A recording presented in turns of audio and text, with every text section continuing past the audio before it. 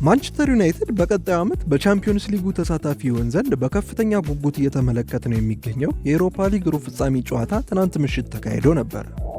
ጨዋታውን ለማሸነፍ ተቃርበን የነበረ ቢሆንም ስህተት የክት የሆነው ካሜሮናዊ ግብ ጠባቂ መመለስ የሚችለውን የቅጣት ምት መመለስ ባለመቻሉ የመጀመሪያ ግብ እንዲቆጠርብን ከማድረጉም ባለፈ በቀላሉ መቆጣጠር የሚችለውን ኳስ በመጥፋቱ ባለቀ ሰዓት በተቆጠረብን ግብ ጨዋታውን በአቻ ውጤት ጨርሰን ከፈረንሳይ ተመልሰናል። በዚህም ከጨዋታው በፊት ሰርቢያዊ የቀድሞ የማንቸስተር ዩናይትድ የመሃል ሜዳ ተጫዋችና የአሁኑ የሊዮን ተጫዋች የሆነው ኒማንያ ማቲች ኦናና በማንቸስተር ዩናይትድ ታሪክ መጥፎ ግብ ጠባቂ ነው በማለት የተናገረው ነገር እውነት መሆኑን አሳይቷል። ሁለት አቻ በተጠናቀቀው ጨዋታ ባለሜዳዎቹ በመጀመሪያው አጋማሽ በ26ኛው ደቂቃ በኦናና ስህተት ኤልማዳ ሊዮንን ቀዳሚ ያደረገ ቢሆንም 45ኛው ደቂቃ ላይ ሌኒሮ ክለባችንን አቻ ማድረግ ችሎ ነበር። በጨዋታው ወደ ሜዳ ተቀይሮ የገባውና ጨዋታውን የቀየረው ጆሹዋ ዚርክዚ 88ኛው ደቂቃ ላይ ለዩናይትድ መሪ ያደረገች ጎል ማስቆጠር ቢችልም በጭማሪ ደቂቃ 95ኛው ደቂቃ ላይ ሊዮን በቸርኪ ጎል አቻ መሆን ችለው ጨዋታው ሁለት አቻ በሆነ ውጤት ተጠናቋል። ከጨዋታው መጠናቀቅ በኋላ በሜዳችን እንደምናሸንፍ እርግጠኛ ነኝ በማለት ሌኒሮ አስተያየቱን ሰጥቷል። ለማንቸስተር ዩናይትድ የመጀመሪያ ግቡን ያስቆጠረው ሌኒሮ ቡድናቸው ቀጣይ ሳምንት ያለውን ሁሉ መስጠት እንዳለበት አሳስቧል። ሌኒሮ አክሎም በማይሆን ሰዓት ነው ግብ የተቆጠረብን፣ አቻውን ይዘን እንሄዳለን፣ በሜዳችን ለማሸነፍ እንሞክራለን፣ በሚቀጥለው ሳምንት በኦልድ ትራፎርድ ያለንን ነገር ሁሉ መስጠት አለብን ብሏል።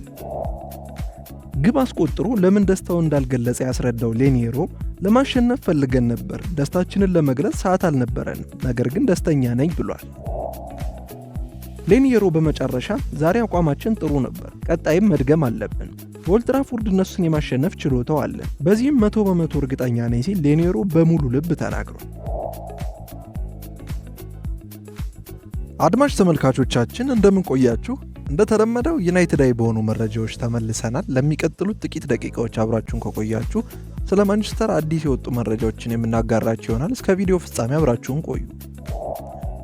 ቪዲዮን ከመጀመራችሁ በፊት ግን ለዚህ ዩቲዩብ ቻናል አዲስ ከሆናችሁ ይህ የማንቸስተር ዩናይትድ ኢትዮጵያ ዩቲዩብ ቻናል ሲሆን በዚህ ዩቲዩብ ቻናል ስለ ማንቸስተር ዩናይትድ ወቅታዊና አዳዲስ መረጃዎችን ስለምናጋራ ከመረጃዎቹ ትካፈሉ ዘንድ ሰብስክራይብ በማድረግ ቤተሰብ እንድትሆኑ በአክብሮት እንጋብዛለን። ከዛ በተጨማሪም ይህንን ቪዲዮ ላይክ በማድረግ ተደራሽነታችንን እንድታሰፉልን እየጠየቅን ዛሬ ወዳዘጋጀንላችሁ አዳዲስ ዩናይትዳዊ መረጃዎች እንለፍ። ጆሹዋ ዚርክዚ የቀድሞ የቡድን አጋሩን ወደ ማንቸስተር ዩናይትድ እንዲመጣ እየሞከረ መሆኑ ተገለጸ። ጆሹዋ ዚርክዚ የ4 ዓመቱን የፊት መስመር ተጫዋች ወደ ማንቸስተር ዩናይትድ እንዲቀላቀል ለማድረግ ጓደኝነቱን ተጠቅሞ ለማሳመን እየሞከረ ነው ተብሏል። ዚርክዚ ዳን ዶይ በዚህ ክረምት ማንቸስተር ዩናይትድ እንዲቀላቀል ለማሳመን እየሞከረ ነው ሲል ጋዜጣ ዴሎ ስፖርት ዘግቧል። ሁለቱ ተጫዋቾች ባለፈው ሲዝን ለቦሎኛ አብረው የተጫወቱ ሲሆን ክለቡ በሊጉ 5ኛ ሆኖ እንዲያጠናቅቅና የሻምፒዮንስ ሊግ ቦታን እንዲያገኝ ማድረግ ችለው ነበር። አሁን ላይ ታዲያ ዚርክዚ ጓደኝነቱን ተጠቅሞ የስዊዘርላንዱን ኢንተርናሽናል ወደ ኦልድ ትራፎርድ እንዲመጣ ለማሳመን እየሞከረ ነው ተብሏል። ዩናይትዶች በዚህ ክረምት አዲስ የግራ መስመር አጥቂ ያስፈርማሉ ተብሎ ይጠበቃል። እንደሚታወሰው ማርከስ ራሽፎርድ በዚህ ክረምት ሊለቅ ይችላል። ይህ በእንዲህ እንዳለ ጄደን ሳንቾ በውሰት በቼልሲ የሚገኝ ሲሆን የማንቸስተር ዩናይትድ እቅድ አካል አይደለም። ስለሆነም በሁለቱ ተጫዋቾች ቦታ ዩናይትዶች ተጫዋች ለማምጣት እየተዘጋጁ ነው ተብሏል። ዩናይትዶች በዚህ ውድድር ዘመን አጥቂ ቦታ ላይ እየታገሉ ይገኛል። እናም አዲሱ ዓመት ከመጀመሩ በፊት ለውጦች እንደሚኖሩ ይጠበቃል። ኔዶይ በዚህ ውድድር ዘመን ባደረጋቸው 36 ጨዋታዎች 8 ጎሎችንና 5 አሲስቶችን በማድረግ በሴሪያው ቡድን ውስጥ ጥሩ አቋም ላይ ይገኛል። የ4 ዓመቱ ወጣት ከየካቲት ወር መጀመሪያ ጀምሮ በሴሪያ ብዙ ጎሎችን አስቆጥሯል። ኔዶይ በሁለቱም መስመሮች መጫወት ሲችል ይህም ለሩበን አሞሪም ታክቲክ ጥሩ አማራጭ እንዲሆን ያደርገዋል። የሚገርመው ነገር ስዊዘርላንዳዊ የፊት መስመር ተጫዋች ከማንቸስተር ዩናይትድ ከፊል ባለቤት ሰር ጂም ራትክሊፍ ጋር የቆየ ግንኙነት አለው። በ2017 ኢኒዮስ የስዊሱን ክለብ ሲረከብ ኔዶይ በላዩ ሳኔ ነበረ። ኢኒዮስ ኒስን ከገዛ በኋላ ኔዶይ ለሊግ አንዱ ክለብ ኒስ መፈረሙ ይታወሳል። የብራይተኑ ግብ ጠባቂ አሁንም የማንቸስተር ዩናይትድ ኢላማ መሆኑ ተገለጸ። ማንቸስተር ዩናይትድ የ2 ዓመቱን የፕሪሚየር ሊግ ኮከብ ግብ ጠባቂ ለአንድሬ ኦናና ምትክ ለማስፈረም እየጠየቀ ይገኛል። ማንቸስተር ዩናይትድ በክረምቱ የዝውውር መስኮት የብራይተኑን ግብ ጠባቂ ባርት ቬርብሩገንን የማስፈረም እድል እንዳላቸው እንደጠየቁ ተዘግቧል። ሩበን አሞሪም የአንድሬ ኦናናን መልቀቅን የሚፈልግ ሲሆን የብራይተኑ ግብ ጠባቂ እንዲመጣ ፈቃደኛ እንደሆነም ለጋዜጣ ዴሎ ስፖርት ዘግቧል። ማንቸስተር ዩናይትዶች ካሜሮናዊ ኢንተርናሽናል ባሳየው ብቃት እጅጉን ደስተኛ አይደሉም። ኦናና በዚህ የውድድር ዓመት 42 ጨዋታዎችን አድርጎ 10 ጊዜ ብቻ ግቡን ሳያስደፍር ወጥቷል። ማንቸስተር ዩናይትድ የኤስ ሚላኑን ማይክ ማግኒንንም እየተከታተሉ እንደሆነ ይታመናል። ነገር ግን የሚላኑ ግብ ጠባቂ ብዙ ፈላጊዎች ስላሉት ዝውውሩ ከባድ ነው ተብሏል። ቬርብሩገን ዘግይቶም ቢሆን በፕሪሚየር ሊጉ አስደናቂ ብቃት ያሳየ ሲሆን በተለይም የዘመኑን የግብ ጠባቂ ችሎታ የሚያሟላ መሆኑን አሳይቷል። የኔዘርላንዱ ኢንተርናሽናል ኳሱን ከኋላ መስርቶ በመጫወት ምቾት አለው። ይህ ባህሪው ታዲያ በአሁኑ ጊዜ በአብዛኞቹ አሰልጣኞች እንዲፈለግ አድርጎታል። ዘገባው አክሎ ዩናይትዶች የመጀመሪያ ግንኙነት ቢያደርጉም ቬርብሩገንን ለማዘዋወር ቀላል አልሆነም። ተጫዋቹ እስከ 2028 በብራይተን ያለው ኮንትራት ዝውውሩን ከበድ ያደርገዋል። በ2023 ክለቡን የተቀላቀለው በ20 ሚሊዮን ዩሮ ሲሆን ብራይተኖች በዚህ ዓመት ለመልቀቅ ቢያንስ ከገዙበት 2 እጥፍ ገንዘብ እንደሚጠይቁ ይታመናል። እስካሁን ድረስ ሆላንዳዊው 60 ጨዋታዎችን ለእንግሊዙ ቡድን በሊጉ አድርጓል። በዚህም 15 ጊዜ ክሊንሺት ማስመዝገብ ችሏል። ግብ ጠባቂው ለሀገሩ ኔዘርላንድም ግልጋሎት በመስጠት ላይ ይገኛል። ይህንንም ተከትሎ ዩናይትዶች ኦናናን በቶሎ በመሸኘት ከኦናና በሚገኘው ሽያጭ አዲስ ግብ ጠባቂ ለማስፈረም ይሞክራሉ ተብሏል። በማንቸስተር ዩናይትድ የተፈለገው ተጫዋች ዋጋ እጅጉን ከባድ እንደሆነ ተገለጸ። የፓሪስ ሴን ጀርመን ድንቅ ልጅ ዴሲሬ ዶዌ በቅርቡ ከማንቸስተር ዩናይትድ ጋር ተገናኝቷል። ይሁን እንጂ ተጫዋቹ ላይ የተለጠፈው ዋጋ ፍጹም የማይታሰብ ነው። ፈረንሳዊ ወጣት ሮብ ምሽት ፒኤስጂ አስቶን ቪላን በሻምፒዮንስ ሊጉ ባሸነፈበት ጨዋታ ለፒኤስጂዎች አስደናቂ ጎል ማስቆጠር የቻለ ሲሆን በዚህ ዓመት በፒኤስጂ ጥሩ ብቃት ላይ ይገኛል። ዶዌ በዘንድሮ የውድድር ዘመን በሁሉም ውድድሮች 12 ጎሎችንና 8 አሲስቶችን ማድረግ ችሏል። ፒኤስጂ ተጫዋቹ ላይ ፍላጎት ላላቸው ክለቦች ዝውውሩን አስቸጋሪ ለማድረግ ተዘጋጅቷል። ማንቸስተር ዩናይትዶች ዶዌን ከቅርብ ጊዜ ወዲህ እየተከታተሉ ሲሆን ስትሬት ኒውስ እንደዘገበው የተጫዋቹ መሸጫ ዋጋ እስከ 300 ሚሊዮን ዩሮ እንደሚሆን ተነግሯል። ዶዌ ገና 19 ዓመቱ ነው፣ ነገር ግን በፍጥነት የፒኤስጂ ፕሮጀክት መሪ ሆኗል። ክለቡ ኤምባፔን ባለፈው ክረምት ካጣ በኋላ ዶዌን ማምጣት ችሏል። የዲዜሬ ዶዌ ዝውውር ታዲያ አሁን ላይ ለማንቸስተር ዩናይትድ የማይመች ይመስላል። 300 ሚሊዮን ዩሮ የሚጠጋ ዋጋ መክፈል የሚችል ማንም እንደሌለ ያውቃል። ስለዚህ መልእክታቸው ግልጽ ይመስላል። ዶዌ ፍጥነቱና የጎል እይታው ውድ ሀብት እንዲሆን አድርጎታል። ለዩናይትድ ወይም ለሌላ ማንኛውም ከፍተኛ ክለብ ትልቅ ፊርማ ሊሆን እንደሚችል ጥርጥር የለውም። ሆኖም ባለፈው ክረምት ከሬኔስ ፒኤስጂን ገና መቀላቀሉ በመሆኑ ከፓርክ ደ ፕሪንስ በማንኛውም ሁኔታ የመልቀቅ ዕድሉ አነስተኛ ነው። ዩናይትድ ዶዌን የማስፈረም ዕድላቸው ባለፈው ክረምት አምልጧቸዋል። ምናልባት ታዳጊውን በቀድሞ ክለብ ሬኔስ በነበረበት ጊዜ ለማስፈረም ዕድሉ ነበራቸው። ፒኤስጂ ለዚህ አስደሳች ወጣት ባለ ተሰጥኦ ብዙ ፉክክር ሳይገጥመው ባለፈው ክረምት ፊርማውን ማግኘቱ ይታወሳል። የማንቸስተር ዩናይትድ አጥቂ ራስመስ ሆይሉንድ በሴሪያ ቡድኖች እየተፈለገ መሆኑን ፋብሪዞ ሮማኖ ዘግቧል። የጣሊያኑ ጋዜጠኛ ፋብሪዞ ሮማኖ የ22 ዓመቱ ወጣት በሚቀጥለው የውድድር ዘመን ለማጥቃታቸው ተስማሚ እንደሆነ ስለሚሰማቸው በርካታ የጣሊያን ቡድኖች ክትትል እያደረጉበት መሆኑን ተናግሯል። ተጫዋቹ በዚህ ዓመት በማንቸስተር ጥሩ ጊዜ እያሳለፈ አይደለም። ስለሆነም ቀጣይ ዓመት በማንቸስተር ዩናይትድ የመቆየት ዕድሉ አነስተኛ ነው። ሮማኖ ሲናገር የሴሪያ ክለቦች ከክረምት የዝውውር መስኮት በፊት የራስመስ ሆይሉንድ ሁኔታን እየተከታተሉ ነው። ማንቸስተር ዩናይትድ በክረምቱ አዲስ አጥቂ ለማምጣት ከወሰነ ሆይሉንድን ለማስፈረም የጣሊያን ክለቦች ተጨባጭ ግንኙነት ለመጀመር ዝግጁ ይሆናሉ ብሏል። ዴንማርካዊ ኢንተርናሽናል በዚህ የውድድር ዘመን 8 ግቦችን አስቆጥሯል። የዩናይትዱ ዋና አጥቂ ትልቅ ጫና ነበረበት። ይህም ከቅርብ ጊዜያት ወዲህ በግልጽ እየታየ ይገኛል። ራስመስ ከአትላንታ ከመጣ በኋላ ባሳየው ብቃት በማንቸስተር ከፍተኛ ጫና እየደረሰበት ነው። በቱርክ ሱፐር ሊግ ትልቅ ጊዜ እያሳለፈ ያለው የፊት መስመር ተጫዋቹ ቪክተር ኦሲማን በዚህ ክረምት ናፖሊ እርሱን ከክለቡ መልቀቅ ስለሚፈልግ ሆይሉንድን ለመተካት ምርጥ አማራጭ ሊሆን ይችላል።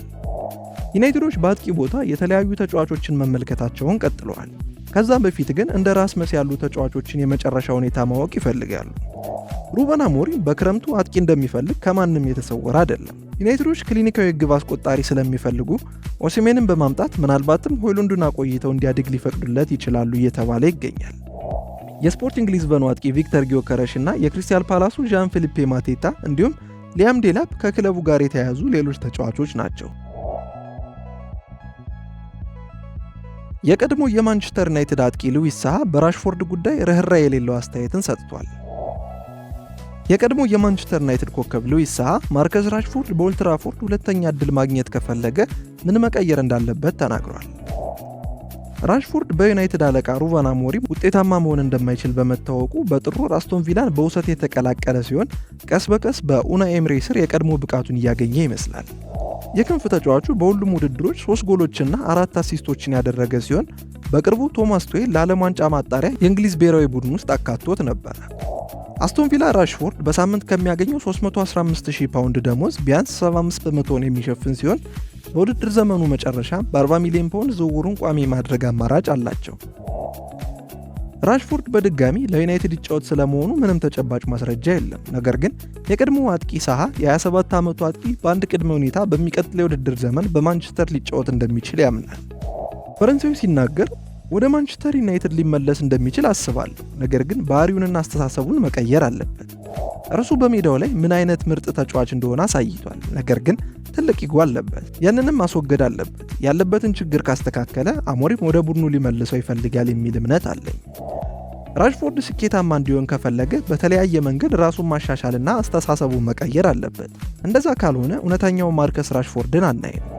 እኔ ልክ እንደ ሌሎች የእርሱ ደጋፊ ነኝ። ማንቸስተር ዩናይትድን ለቆ ሲወጣ በጣም ተበሳጭቼ ነበር።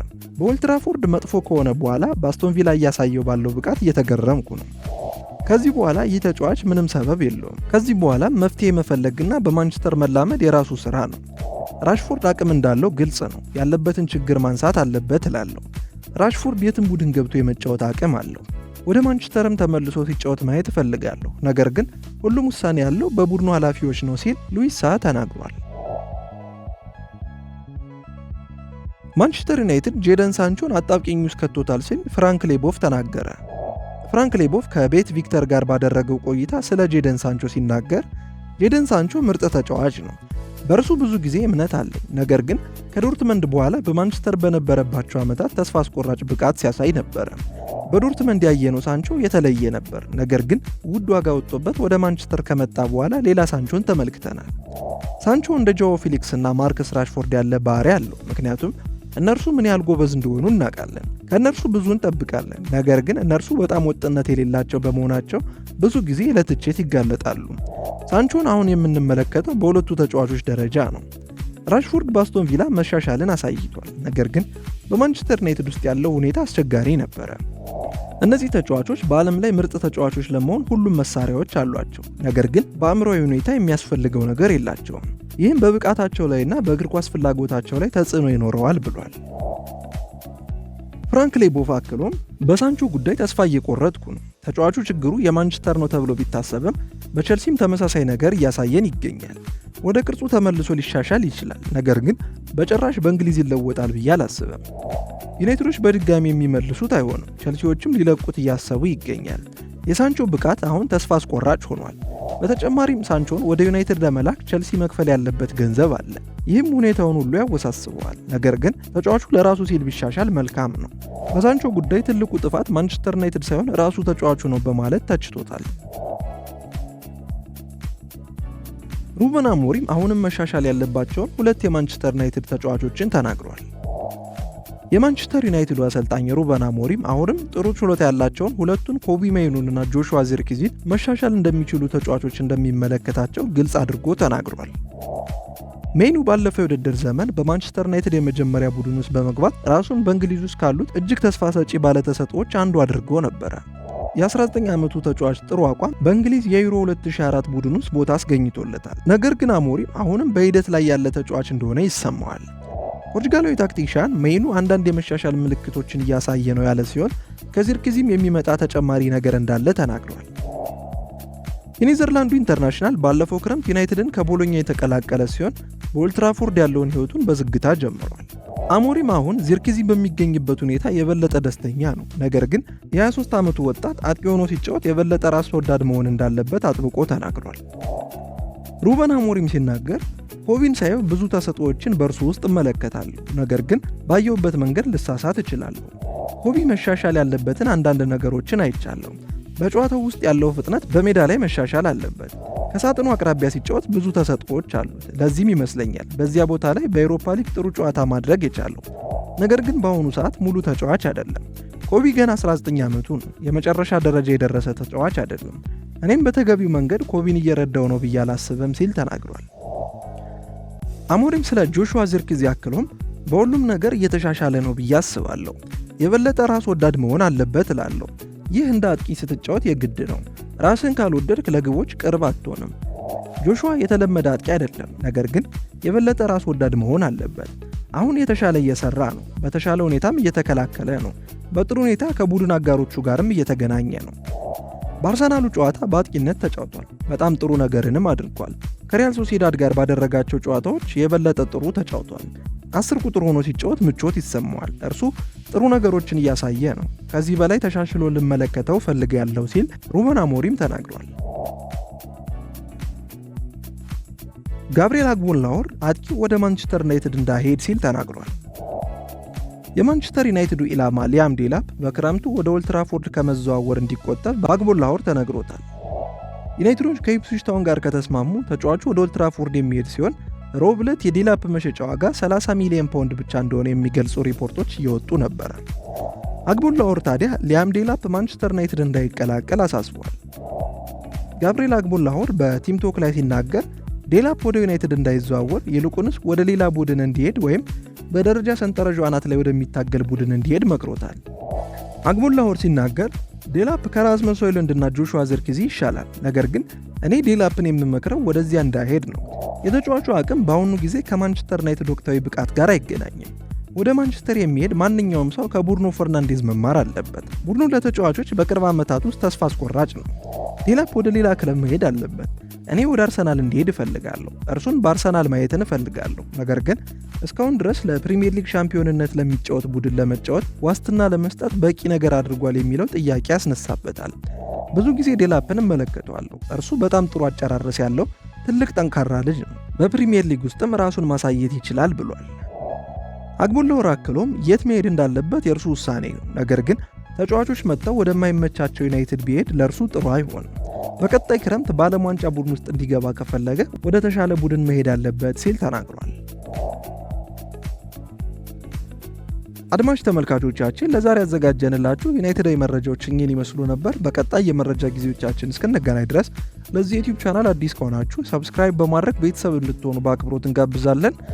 ከዛ በተጨማሪም ይህንን ቪዲዮ እስከዚህ ድረስ የተመለከታችሁ ላይክ በማድረግ ተደራሽነታችንን እንድታሰፉልን እየጠየቅን በቀጣይ ቪዲዮ እስከምንገናኝ ድረስ መልካም ጊዜ፣ መልካም ቆይታ።